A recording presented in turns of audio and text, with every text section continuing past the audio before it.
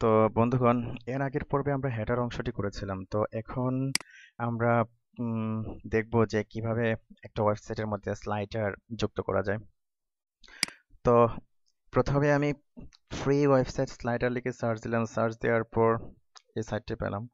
তো এখানে ক্লিক করার পর অনেকগুলো টেমপ্লেট আসলো, যে টেমপ্লেটগুলোতে বিভিন্ন প্রকারের স্লাইডার এড করা। আপনি ফ্রি স্লাইডার প্লাগইন ডাউনলোড করে ইউজ করার চেয়ে এভাবে টেমপ্লেট থেকে নিয়ে ইউজ করাটা আপনার জন্য অনেক বেশি সহজ।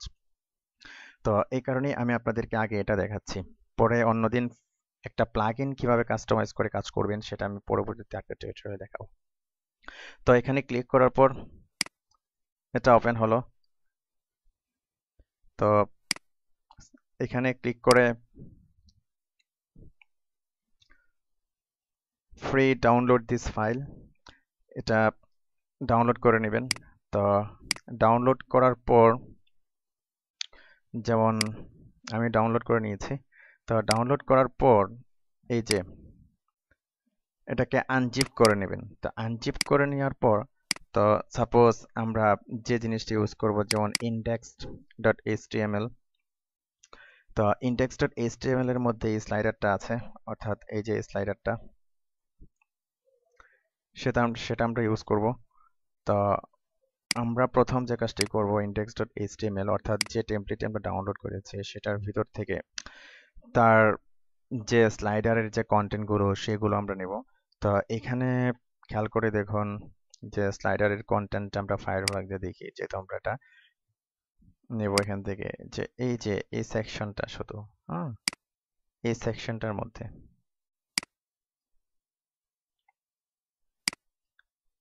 নিউ স্লাইডার ওরা কাস্টমাইজ করে নিয়েছে, অর্থাৎ এই যে এটা টপ মেটালের ভিতরে এই যে এটা স্লাইডার, এটা। তা ওকে, ফাইন। তো আমরা ওই অংশটাই নেব। তো এখানে টপ মেটালের ভিতরে এই যে স্লাইডার, এই অংশটুকু। তো আমরা কি করব, এই অংশটুকু কপি করব। কপি করলাম। কপি করে আমাদের এখানে এই যে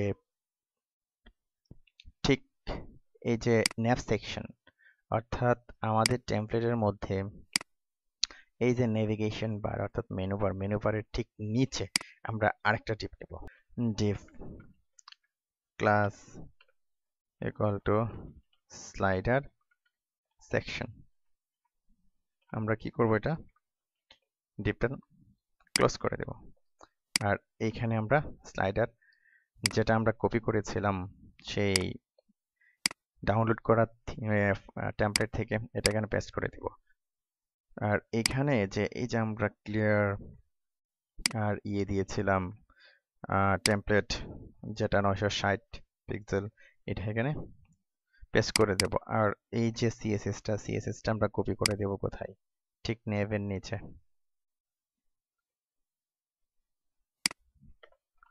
এটা আমরা পরে কাজে লাগাবো, জাস্ট কপি করে রেখে দিলাম। ওকে। তো এখন জাস্ট কি হলো, শুধুমাত্র জাস্ট ইমেজগুলো, হ্যাঁ, ইমেজের নামগুলো আসলো, আমরা ইমেজগুলো এখনো লোড করিনি। তো আমরা একটা কাজ করি, ওই সেই ফোল্ডার থেকে যে ইমেজের মধ্যে অনেক ইমেজ, যে ইমেজগুলো আছে, সাপোজ আমরা একটু দেখে আসি কোন ইমেজগুলো নিচে, ইমেজেস স্লাইড শো, ওই স্লাইড শো থেকে স্লাইড শো ফোল্ডারটা আমরা কপি করব, শুধু স্লাইড শো কপি করে আমাদের ইমেজেস ফোল্ডারের মধ্যে রাখলাম। ওকে। তো এবার রিলোড দিই, দেখুন সেই ইমেজগুলো কি চলে আসছে। Fine, good. তো গেল এটা। তো এখন যে কাজটি আমরা করব সেটা হলো, তো এখানে দেখুন যে এর কিছু জাভাস্ক্রিপ্ট ফাইল আছে এবং সিএসএস ফাইল আছে, তো ওইগুলো আমরা কপি করব।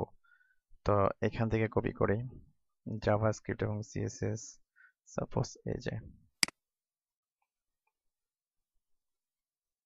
হুম, তো আমরা এটা আমাদের হেডের উপরে দিয়ে দেব, হেডের ঠিক উপরে, যে আমাদের যে স্টাইলটা এটা সবার নিচে রাখবো আর এটার উপরে এটা দিয়ে দেব। তো এখানে যে কাজটি করব আমরা আমাদের যে এটা আমরা জাভাস্ক্রিপ্টটা নিচে রাখি আর সিএসএসটা উপরে দিয়ে দিই। ওকে। এখানে অ্যাজাক্স গুগল apis.com অ্যাজাক্সটা গুগলের লাইব্রেরি থেকে লোড হচ্ছে, গুগল থেকে লোড হচ্ছে। আর এখানে যে করি যেটা নিউ স্লাইডারের যেটা জেএস, হ্যাঁ, এটা আমরা এখান থেকে কপি করে নিয়ে আসবো। যেমন এখানে জেএস এবং সিএসএস ফোল্ডারটা কপি করে আমাদের ফোল্ডারে দিয়ে দেব, ঠিক এইখানে। ওকে ওকে ফাইন। তো এবার আমরা একটা রিলোড দিই। স্লাইডার তৈরি হয়ে গেল, অর্থাৎ আমাদের থিমে স্লাইডার এড হয়ে গেল। তো আশা করি বুঝতে পেরেছেন কিভাবে অ্যাড করেছি এবং অ্যাড করা হয়েছে। তো এখন দেখুন এখানে একটা অপশন আছে, তো আপনি ইচ্ছে করলে এই অপশনটা কাস্টমাইজ করতে পারেন, অপশনগুলো রাখতে পারেন অথবা নাও রাখতে পারেন। তো এগুলো হলো যেমন টাইটেলটা সম্ভবত দেখে আসি। যদি আমরা উঠাই দিই টাইটেলটা, যদি আমরা উঠিয়ে দিই,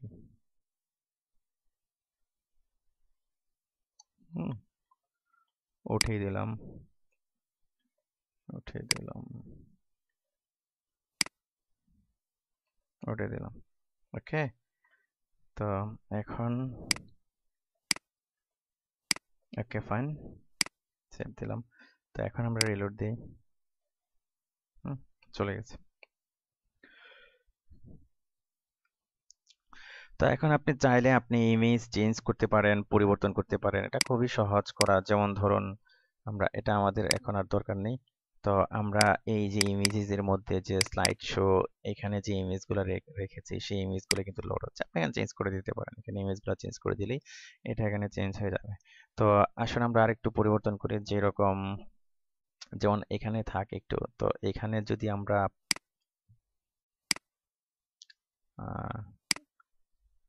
উপরে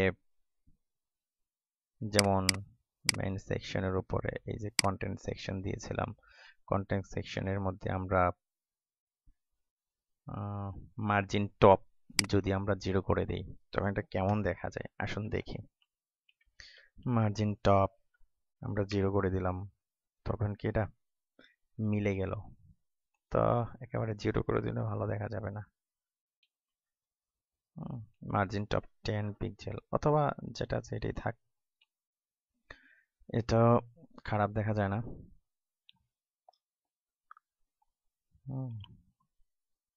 ওকে,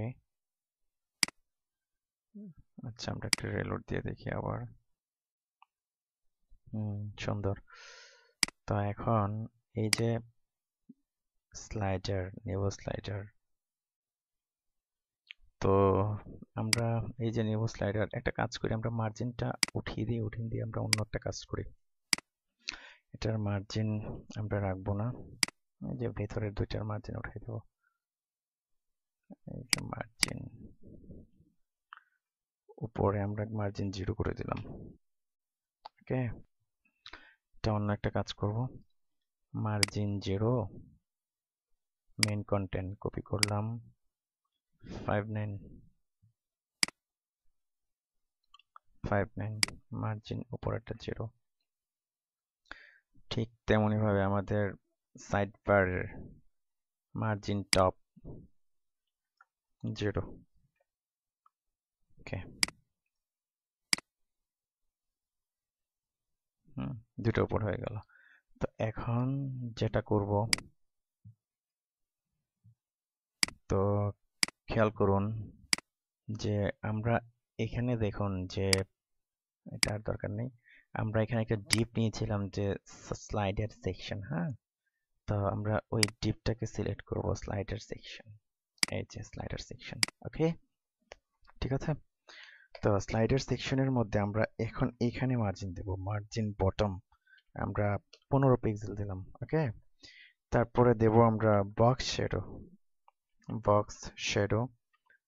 0 পিক্সেল, 0 পিক্সেল, 0 পিক্সেল, 0 পিক্সেল, 333 কাদুস্বর কালারটা দিয়ে দিলাম। তো এখন এখানে আমি বাড়াচ্ছি, দেখুন নিচের দিকে যাচ্ছে, রাইট? এটাও বাড়াই দিলাম। হুম, দেখুন হালকা সুন্দর একটা শেডো পড়েছে নিচে। এটা একটু মাইনাস করে দিই, এটা একটু নিচে নামাই দিই। হুম, খুব সুন্দর একটা শেডো পড়েছে নিচের দিকে, আবার উপরের দিকে। ঠিক আছে, ওকে। তো আরেকটু কমিয়ে দেখি কেমন দেখা যায়। হুম, সেটা একটু বাড়িয়ে দিকে, তো আপনারা এরকম কমিয়ে বাড়িয়ে দেখবেন যে কেমন লাগে। অথবা এখানে হলুদ আছে, হলুদটা কপি করলাম, কপি করে হলুদের একটা শেডো দেওয়ার চেষ্টা করলাম, তখন কিরকম দেখা যায়। বেশ ভালোই। তো দেখি এটা একটু গাঢ় করে হালকা করে দিই। ওকে, একটু হালকা করে দিলাম শেডোটা। বেশ সুন্দর। আহ,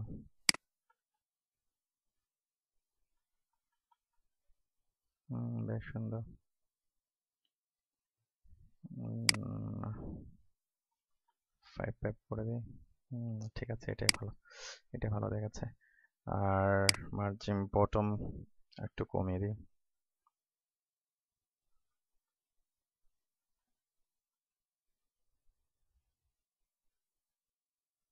হুম,